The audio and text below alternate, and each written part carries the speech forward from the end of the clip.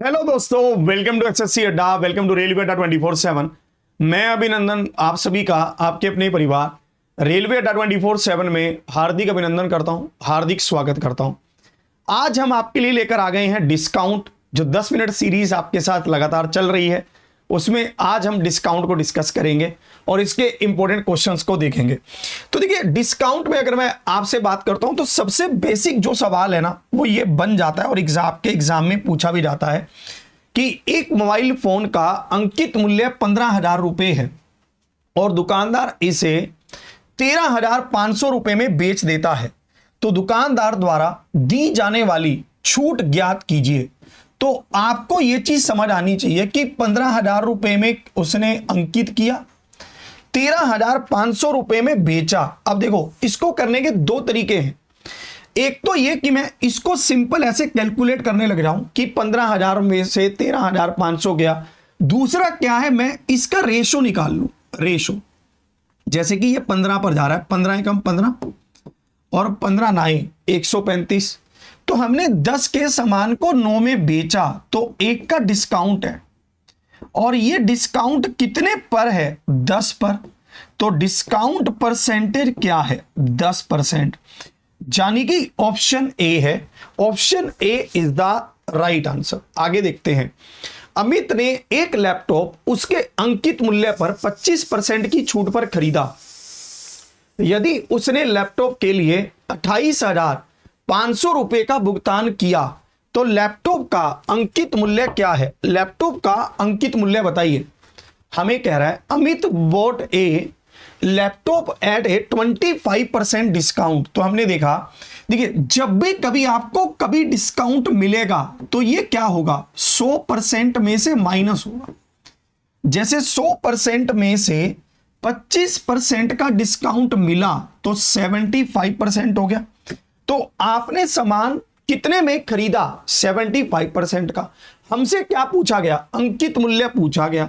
तो 28,500 को 75 से डिवाइड किया और 100 से मल्टीप्लाई किया, तो हमारे पास आ गया 25 तिया 75, 25 चौके 100, 3 से काटेंगे, 9 तिया 27 और 5 तिया 15 और डबल जीरो, 5 चौके 20, 2 कैरी, 9 चौके 36 और 2 38, यानी कि 38,000 हो जाएगा।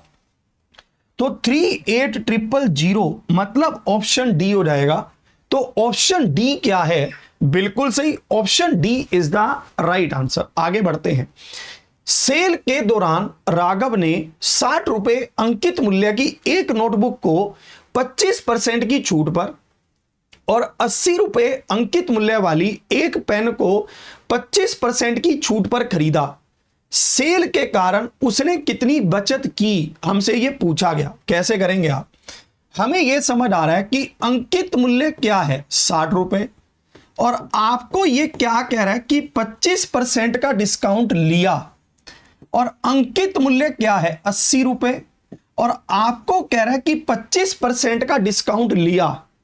इस क्वेश्चन में थोड़ा सा हटके यह पूछा गया है कि उसकी बचत कितनी हुई है। अब एक बार में बच्चा जब इसे एग्जाम में पढ़ता है तो हो सकता है प्रेशराइज हो जाए और वो इसके सेलिंग प्राइस को निकालने लगे, विक्रय मूल्य को निकालने लगे। कुछ नहीं करना है, बहुत सिंपल है। आपको यह चीज समझ आनी चाहिए कि अगर उसको 25% का डिस्काउंट मिला है तो 15 रुपए उसके बच गए हैं। अगर 25 रुपए का डिस्काउंट मिला है तो 20 रुपए उसके बच गए हैं। तो टोटल 15 और 20 35 रुपए हमारे बच गए हैं। तो 35 बच गए हैं। तो ऑप्शन बी क्या है? बिल्कुल सही, option B is the right answer. इसे देखेंगे। किसी सौदे पर 40% और 60% की दो क्रमिक छूटें किस एक एकल छूट के बराबर हैं? हमसे यह पूछा गया। Two successive discounts of 40% and 60% on a deal are equivalent to a single discount of. हमसे यह पूछा गया। तो हम इस बात को जानते हैं, जब भी कभी दो डिस्काउंट दिए हों और हमसे सिंगल इक्विवेलेंट डिस्काउंट पूछेगा तो यह हो जाएगा x plus y minus x y upon 100। तो 40 प्लस 60 माइनस 40 गुना में 60/100। तो हम इसको काटेंगे, ये कटेगा। 40 और 60 क्या है, 100 है। 4 छिके क्या है, 24 है।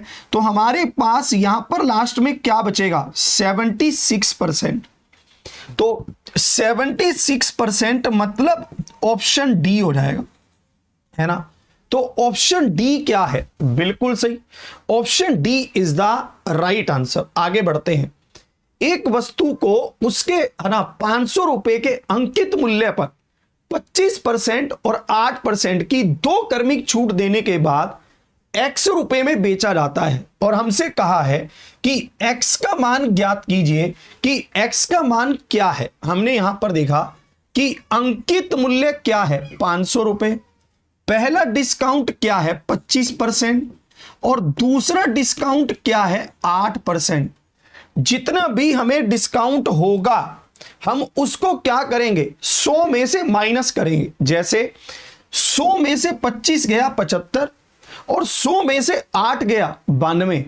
आप इसको ऐसा भी कर सकते हैं कि दोनों को मिलाकर पहले ओवरऑल डिस्काउंट निकाल लें, उसके बाद उस सिंगल डिस्काउंट को 100 में से माइनस कर दें, फिर आपके पास x की वैल्यू आ जाएगी।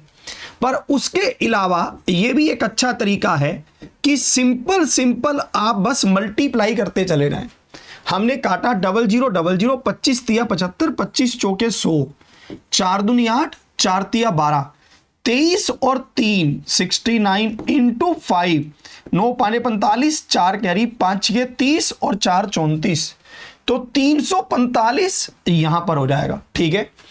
इसी के साथ अगर अपन इसमें और आगे देखेंगे तो हमारे पास है कि 50,000 रुपए के बिल पर लागू 40% की एकल छूट और 36% और 4% की 2 क्रमिक छूट के बीच का अंतर हमें बताना है कि अंतर क्या है, डिफरेंस क्या है, हमें यह बताना है। कैसे बताओगे, जब भी कभी आपके पास सिंगल डिस्काउंट हो, जैसे 40% है और आपके पास उसको 2 डिस्काउंट में ब्रेक किया हो, जैसे 36 और 4 है, तो इसमें एक चीज ध्यान रखिएगा, सबसे बेस्ट डिस्काउंट होता है सिंगल।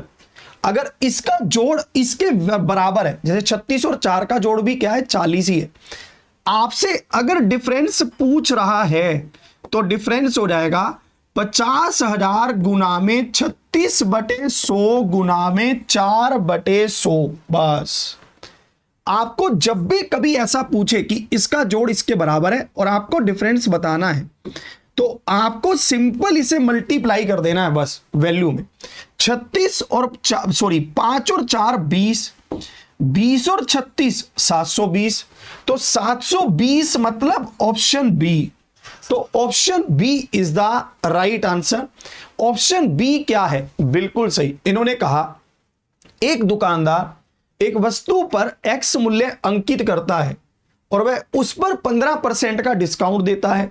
वह छूट वाले मूल्य पर 25% बैट लगाने के बाद उसे 408 रुपए में बेचता है।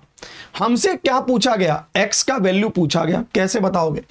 तो देखिए, जब भी कभी आपके पास कोई क्वेश्चन आए तो आपको एक सीक्वेंस में चलना है। कैसे, अंकित मूल्य क्या है, x। आपने क्या ले लिया, डिस्काउंट ले लिया। डिस्काउंट लिया 15% का, तो 85% हो गया। पर आपको 25% बैट पे करना पड़ रहा है, यानी कि टैक्स पे करना पड़ रहा है। अगर 25% टैक्स पे करना पड़ रहा है तो 125/100 हो जाएगा। होगा कि नहीं होगा, बताओ। बिल्कुल होगा। और ये किसके बराबर होगा, 408 के बराबर हो जाएगा। तो 25 पाने 125, 25 चौके 100, 5 से काटेंगे तो 17 और नीचे 20, इसको काटेंगे 17 दूनी 34, 17 चौकी 68, इसको काटेंगे 5 चौके 20, तो 24 गुना में 16 हो जाएगा। 4 चौकी 16, तो 24 गुना में 16, तो 4 यूनिट डिजिट आ जाएगा। तो 4 यूनिट डिजिट मतलब ऑप्शन डी आ जाएगा। तो ऑप्शन डी क्या है, बिल्कुल सही, option D is the right answer. आगे बढ़ते हैं। 24 चूड़ियां खरीदने पर ईशा को 6 चूड़ियां मुफ्त मिलती हैं, तो हमें बताना है, गणना करें कि ईशा को कितने प्रतिशत की छूट मिलती है। कैसे करेंगे? आपने 24 चूड़ियां खरीदी हैं, 6 चूड़ियां मुफ्त मिली हैं, तो टोटल कितनी हो गई हैं? 30, जिसमें से 6 आपको क्या मिली हैं? फ्री। तो 6 अगर आपको फ्री मिली हैं तो 6 का तो डिस्काउंट हो गया, है ना। तो 6 का डिस्काउंट कितने पर हो गया? 30 पर हो गया। तो 6 का डिस्काउंट है 30 पर, 5 6 30, इसको काटेंगे तो 20 आ जाएगा। तो 20% ऑप्शन ए। समझ गए? इसके बाद हम देखते हैं, एक दुकानदार किसी पंखे पर उसके क्रय मूल्य से 20% अधिक मूल्य अंकित करता है। फिर हमें कह रहा है, उसके बाद हमें आगे इसमें कह रहा है कि उस पर 10% की छूट देता है। यदि वह 150 रुपए का लाभ कमाता है तो अंकित मूल्य ज्ञात कीजिए। अब देखो, मैं आपको एक सीक्वेंस समझा रहा हूं। सबसे पहले एक सीक्वेंस समझिए। आप चीज को खरीदते हैं, उस पर कुछ रेट लिखते हैं और फिर उसको बेचते हैं। जैसे हमने किसी को 100 रुपए में खरीदा, 120 रुपए लिख दिया 20% बढ़ाकर, और फिर 10% के डिस्काउंट पर बेच दिया, यानी कि 108 में सेल कर दिया। तो हमें यह चीज क्लियर हो रही है कि 100 रुपए के सामान पर 120 लिख दिया और लास्ट में 108 में बेच दिया, तो हमें प्रॉफिट कितना हो रहा है? 8 का। तो ये 8 का प्रॉफिट किसके बराबर है? 150 रुपए के। हमसे क्या पूछा है? अंकित मूल्य। तो अंकित मूल्य क्या है? 120। तो आपको 120 की वैल्यू बतानी है बस। तो हम काटेंगे, 8 एकम 8, 8 5 40, 15 को 15 से गुना करेंगे 225, 225 के साथ यहां पर क्या आ जाएगा? 0, यानी कि 2250। तो 2250 क्या है? अंकित मूल्य है। अब इसको देखेंगे, एक डीलर के लिए प्रत्येक पंखे का क्रय मूल्य 2000 रुपए है, जिन्हें वह बेचना चाहता है। उसे पंखे पर 20% छूट देने के बाद भी 20% का लाभ होता है। पंखे का अंकित मूल्य कितना होगा? बताइए। हम जानते हैं एमपी और सीपी का एक रिलेशन है, 100 minus D, 100 plus minus profit जा लॉस परसेंटेज। तो आपको एक चीज समझनी है कि यहां पर डिस्काउंट हमें कितना दिया है? 20 का। तो आप 20 को माइनस करेंगे, और यहां पर प्रॉफिट कितना है? 20 का। तो 20 को हम प्लस करेंगे। ठीक है, इसको आप याद रखना। जब भी कभी आपको एमपी और सीपी का रिलेशन देगा और आपको यहां पर यह बोलेगा कि डिस्काउंट है और प्रॉफिट या फिर लॉस है, प्रॉफिट है तो प्लस, लॉस है तो माइनस, तो 120 और 80 हो जाएगा। 0 से 0 कट गया, 4 दूनी 8 और 4 तिया 12, तो 3 और 2 हो जाएगा। तो 2 किसके बराबर है? 2000 के। आपको 3 की वैल्यू कमेंट बॉक्स में बतानी है कि 3 की वैल्यू फिर क्या आएगी। ठीक है, देखिए मैं आपको एक चीज बताना चाहता हूं।